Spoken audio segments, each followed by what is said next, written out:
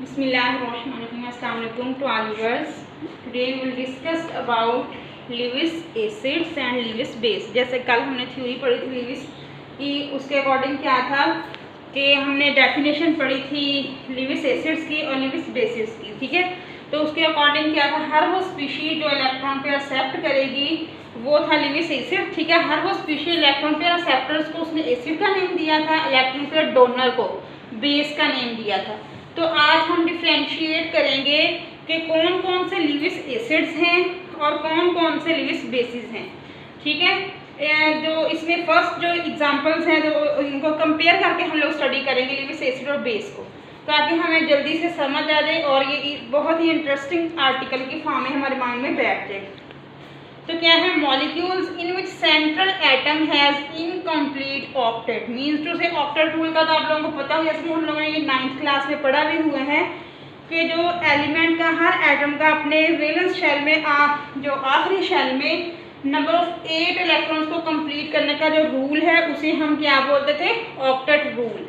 तो इसमें भी ये है, हर वो मॉलिक्यूल जिसमें सेंट्रल एटम जिसका ऑक्टेट जो है ना, मतलब उसमें आखिरी शेल में 8 इलेक्ट्रॉन पूरे नहीं होंगे सेंट्रल एटम के, तो वो किसके तौर पे बिहेवियर शो करेंगे, लिविस एसिड्स के। हर वो स्पीशीज जिसका सेंट्रल एटम का जो ऑक्टेट है वो इनकम्प्लीट होगा, क्या है, ऑक्टेट क्या है, इनकम्प्लीट, तो उसे हम लोग क्या बोलेंगे, लिविस एसिड। अब सेंट्रल एटम कोई भी, जिस तरह ये मैंने डिफरेंट एग्जांपल्स लिए हैं, इसमें सेंट्रल एटम कौन कौन से हैं, जिस तरह ये बोरॉन है, ये सेंट्रल एटम है।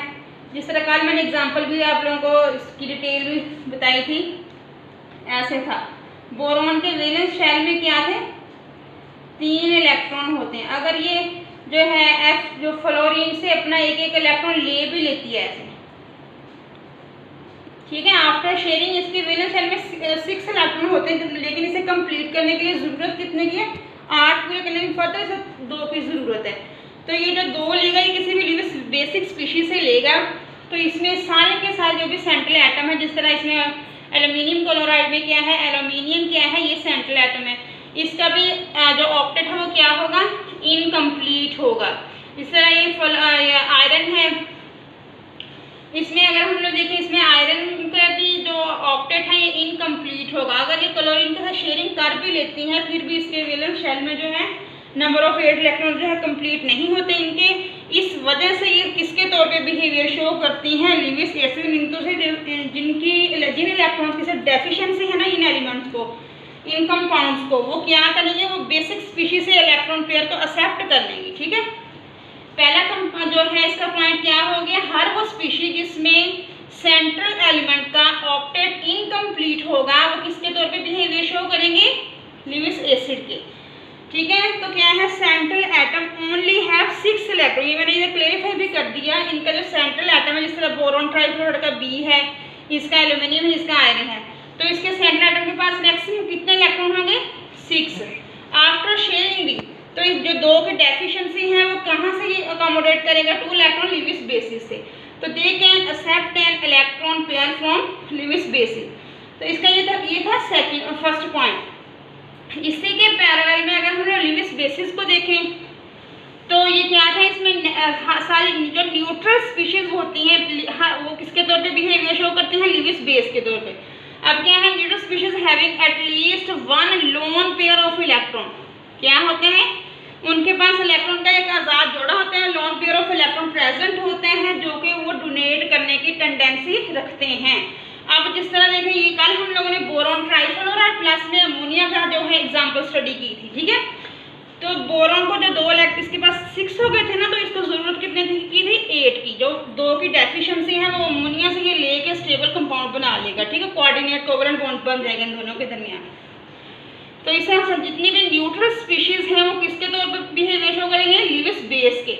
जिस तरह अमोनिया है और ये अल्काइल अमाइन है, ये कीटोन है, इलेक्ट्रॉन पेयर डोनेट करने की टेंडेंसी रखते हैं, so these species can donate electron pair, क्यों, क्योंकि इनके पास फ्री इलेक्ट्रॉन पेयर मौजूद है। इसका सेकंड पॉइंट अगर हम लोग देखें तो जो केटायनिक स्पीशीज किसे बोलते हैं, ये हम लोगों ने 9th क्लास से पढ़ते आ रहे हैं।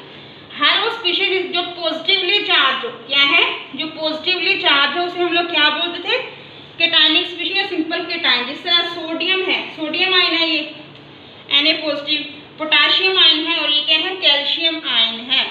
इनमें क्या है, less tendency to attract an electron. तो मीन्स जो है इसके आखिरी शेल में एक एक इलेक्ट्रॉन होते हैं इनके, पोटाशियम के और सोडियम के, और कैल्शियम के 2 होते हैं, इसलिए इनको बजाय इसके कि ये 7 इलेक्ट्रॉन को अपनी तरफ अट्रैक्ट करें, अपना एक डोनेट कर देती हैं। ठीक है, इसमें की बहुत लेस ही टेंडेंसी पाई जाती है इलेक्ट्रॉन को गेन करने की। इसी तरह हाइड्रोजन है, हाइड्रोजन आयन है, और क्या है, हाइड्राइड आयन जिसको बोलते हैं, और क्या है ये जो है सिल्वर।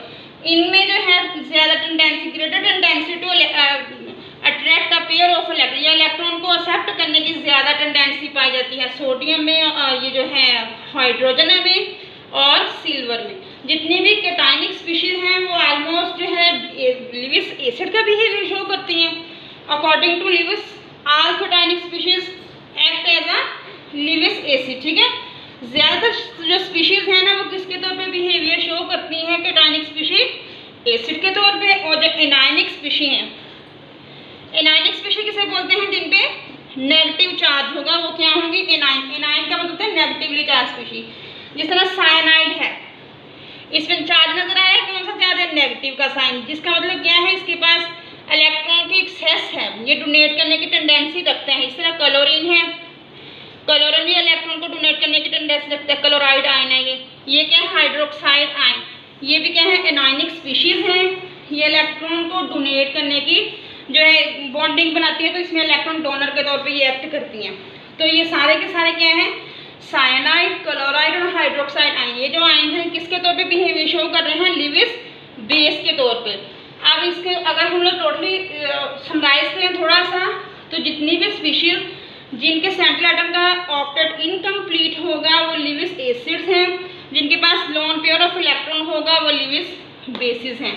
और कैटायनिक स्पीशीज क्या है, लिविस एसिड्स हैं, एनायनिक स्पीशीज क्या है, लिविस बेसिस हैं। तो इसमें ये बहुत सा इसका जनरल सा कॉन्सेप्ट है, अगर थोड़ा सा इसको ध्यान से करें तो हम इजीली अंडरस्टैंड कर सकते हैं। फिर भी अगर आप लोगों को इसमें कोई किसी तरह की भी कन्फ्यूजन हो तो आप लोग कमेंट सेक्शन में क्वेश्चन करके अपनी कन्फ्यूजन को क्लियर कर सकते हैं और जो है अच्छे मार्क्स जो है गेन कर सकते हैं।